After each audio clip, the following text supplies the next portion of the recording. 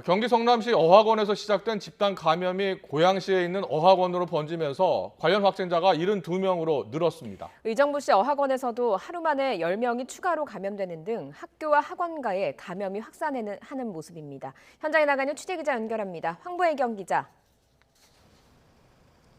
네, 경기도 고양시 백석동에 있는 어학원 앞에 나와 있습니다. 네, 그곳 학원에서 집단 감염이 발생했다고요?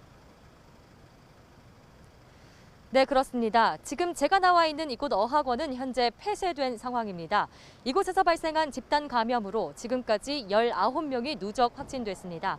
지난 23일 외국인 강사 2명이 처음 확진된 뒤 수강생 17명으로 이 감염이 번졌는데요.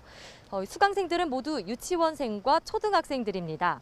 확진자가 일산 지역 6개 초등학교에 걸쳐 있고 서울 사립학교에 다니는 학생도 포함돼 있어서 추가 확산 우려가 나옵니다. 보건당국은 이 어학원 강사와 수강생 등 97명에 대한 전수검사를 진행했습니다. 고양시청은 많은 학생이 한 교실에 있는 환경에서 수업하며 침방울이 튈 수 있는 데다 밀폐된 환경에서 에어컨을 틀며 환기가 이루어지지 않아 감염이 확산했을 가능성이 있다고 밝혔습니다. 이곳 강사들은 경기도 성남시의 한 영어학원 관련 확진자와 접촉했다가 양성 판정을 받았는데요. 성남시 어학원에서는 지난 22일 학원 강사가 가장 먼저 확진된 뒤 어제 하루에만 25명이 추가되며 누적 53명이 됐습니다. 이 가운데 36명은 학원에 다니는 유치원생들입니다. 처음 확진된 외국인 강사는 지난 19일 서울 마포구에 있는 술집에 다녀온 뒤 증상이 나타났다고 밝혔는데요. 방역당국은 학생들이 한 교실에서 함께 도시락을 먹었다며 책상 사이에 가림막은 있었지만 마스크를 벗은 상태에서 식사하며 전파가 이뤄졌을 것으로 보인다고 밝혔습니다. 이로써 성남과 고양 두 어학원 관련 확진자는 현재까지 모두 72명에 달합니다. 네, 그곳 말고 다른 학원과 학교에서도 집단 감염이 이어지고 있다고요? 네, 그렇습니다. 우선 경기 의정부시에 있는 어학원에서 이틀째 감염이 이어지고 있습니다.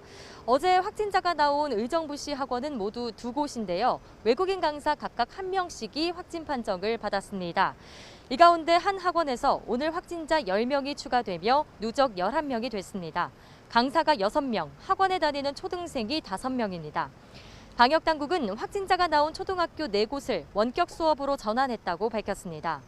서울 광진구에 있는 고등학교에서도 지난 20일 학생이 처음 확진된 뒤 누적 6명이 됐습니다. 이 학교 학생들이 방문했던 것으로 알려진 서초구 음악 연습실로도 감염이 번지며 가족과 지인을 포함해 모두 19명이 현재까지 확진 판정을 받았습니다. 이처럼 다중이용시설을 고리로 한 집단 감염이 계속 이어지고 있는데요.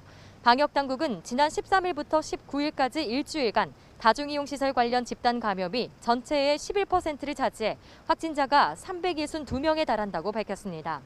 그중 가장 많은 129명이 학원과 교습소 관련 확진자입니다. 지금까지 경기도 고양시 백석동 어학원 앞에서 YTN 황보혜경입니다.